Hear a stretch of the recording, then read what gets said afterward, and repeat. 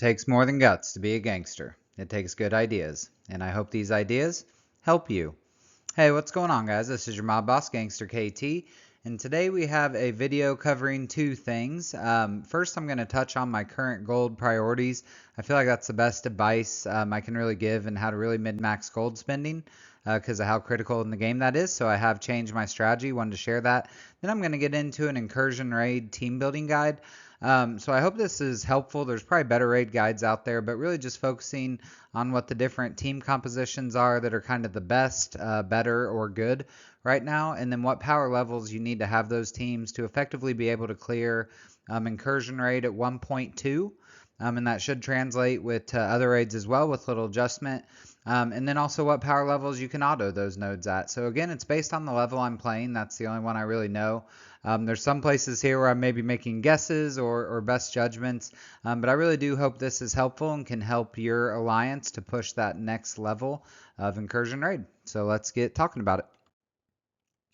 All right, so first off, again, my current gold priorities. So I finally have all my Apocalypse needed tunes to T17. I never spent gold on those, and I'm glad I didn't because the blue ISO 5 was the bottleneck as I thought it'd be. So I'm in the same position I would have been, but was able to use that gold more wisely for the past 6 months to a year and really have bigger characters because of that.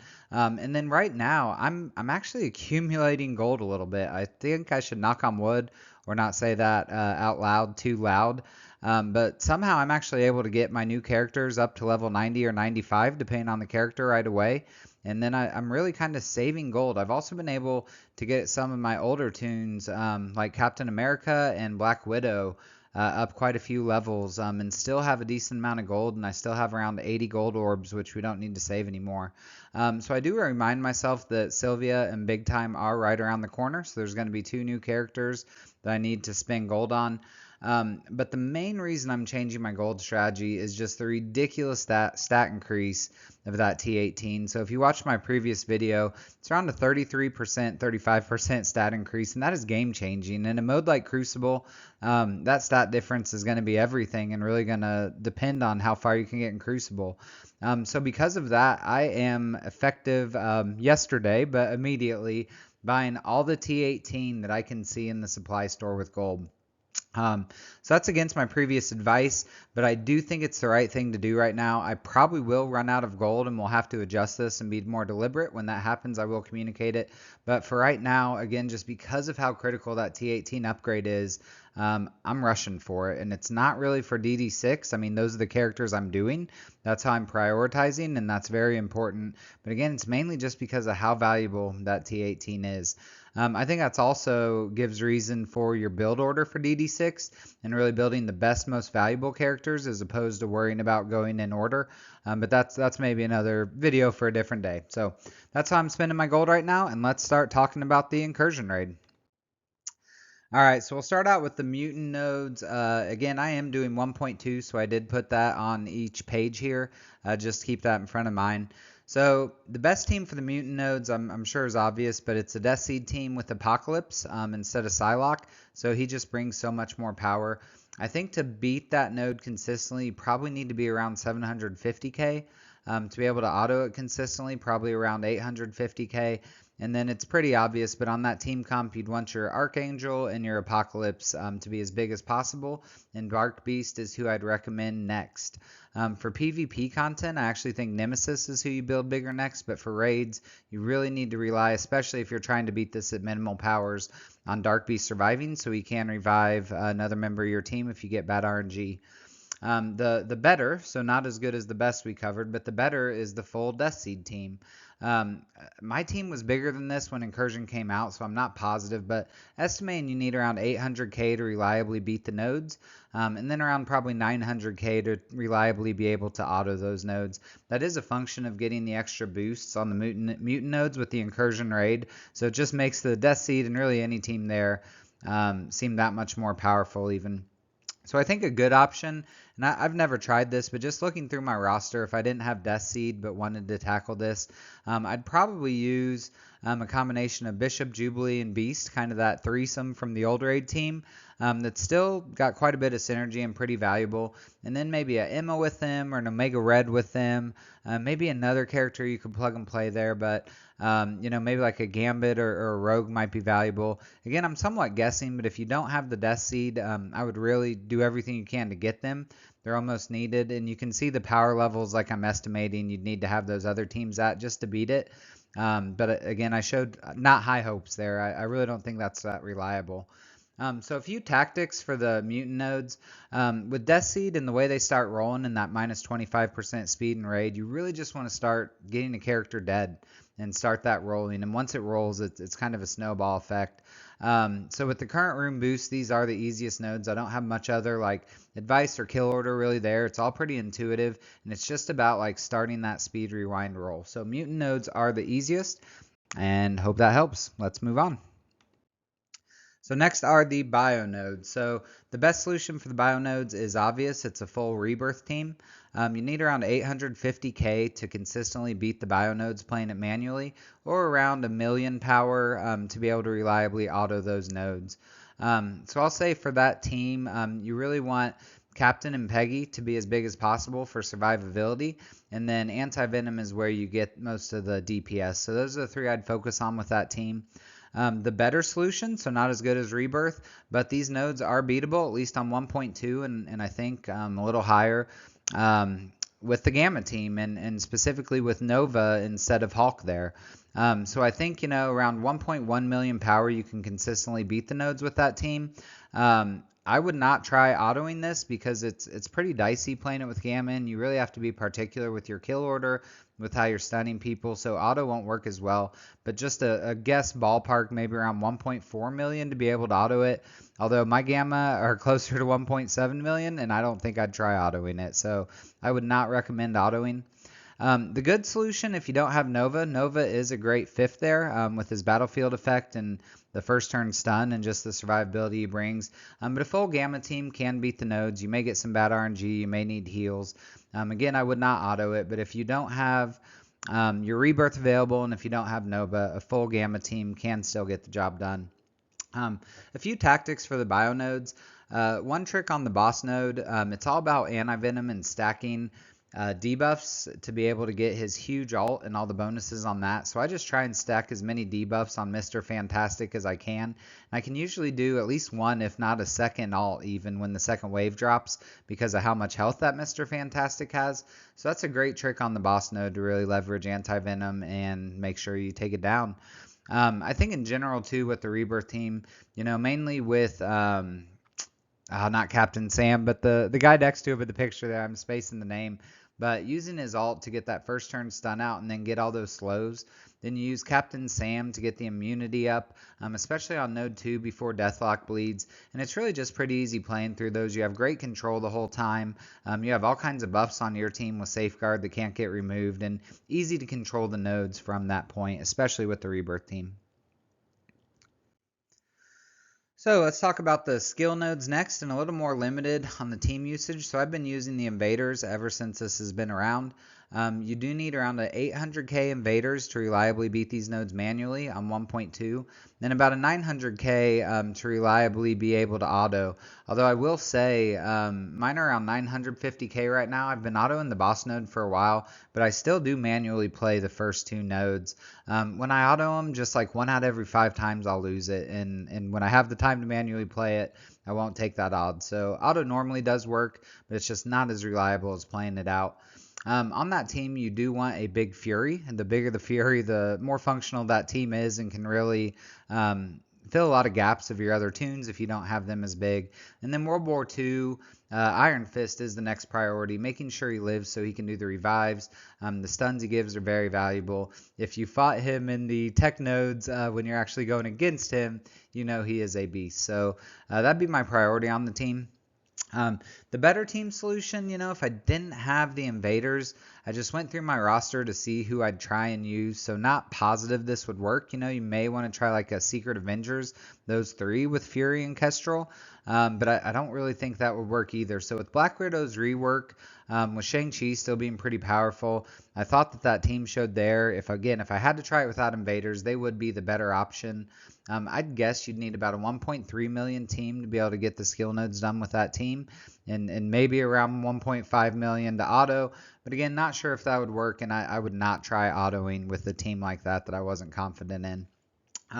So a few tactics for the skill nodes. First off, again, I do manually play the first and second node. I'm sure if you get your team up to like 1.1 million, 1.2, you can reliably auto it. Again, you can auto and win most of the time around 900k, but I do manually play those. Then I always auto the boss node. If not, I'll time out on it. The time doesn't matter when you're doing the auto on the node. It goes forever until the match is over because it's all just the computer doing the calculations. So I always do auto that and have never had a trouble losing it, again, once I hit around that 900k point. So I think one other important thing to remember, Iron Fist World War II's alt stuns the Mystic with the highest damage. So on the first node, that is always Ghost Rider, and on the second node, that is always Deathpool. So don't target them with that alt. You know, they're going to get stunned regardless, so make sure you target someone else with that stun. To really get the value and actually stun 2 tunes there. On node number 1, I slow and stun Nemesis at the start with Fury Summons. I think that's really important, especially the shield securities. So if you get 2 securities, you can slow him with the first and stun him with the second. If not, I'll turn rewind him with the shield operative and then put a slow on him just to keep him controlled. And that really takes care of the match. I do stun with Iron Fist World War II the Dark Beast because his ult can hurt you with flipping the buffs. So that's how I open that node and makes it pretty easy. And then node 2 and 3, I'd just say make sure that Fury has his ult for the start of the node. Getting those minions up is so critical, especially if most of your power's on Fury. So from a cooldown standpoint, that's really a key to these nodes, and besides that, they're pretty easy.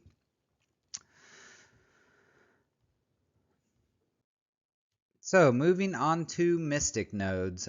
So the best team, and until today we don't have this full team to try it, but is obviously going to be the Bifrost team. So again, haven't been able to try it with Sylvie yet. They are working at pretty small levels with just the 4. So my guess is you'll need around 800k to consistently beat the nodes, maybe around 900 to a million. To consistently auto, although not sure how auto is going to work on those double gambits because of how deliberate you have to be there. My notes with this team, I think having a big Vol is most important. I'd say Beta Ray Bill is the second most important there. But it's really all about that big Vol, the damage that Vol does, and the ability to revive multiple players. I think it's 4 in raids when you're using the Bifrost team. So it's all about Vol. So if you do not have the Bifrost team yet, Mystic does have other good solutions. They're definitely harder, and you need bigger teams, and you may need to use some heals, but they do work well.